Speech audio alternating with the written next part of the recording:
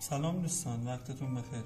میخوام یه چیزی رو بهتون اثبات کنم، چیزی که همیشه گفتن 2 به اضافه 2 میشه 4، ولی من میخوام امروز بهتون ثابت کنم که 2 به اضافه 2 مساویه با 5. چجوری؟ ببین تا بهتون بگم. 0 مساوی با 0، درسته؟ 20 منهای 20 هم مساوی با 25 منهای 25، درسته؟ حالا 20 میشه چی؟ 5 ضرب در 4، اینجوری می نویسیم. این هم 25 هم میشه 5 ضرب در 5. خب دو طرفش که مساویه رو از هم کم میکنیم، میشه 4 مساوی با 5. 4 چند میشه بچه ها؟ میشه 2 به اضافه 2، این ور مساوی چیه؟ 5. اگه ویدیو رو دوست داشتید لایک کنید و تو کامنت ها بهم بگین که درسته یا نه.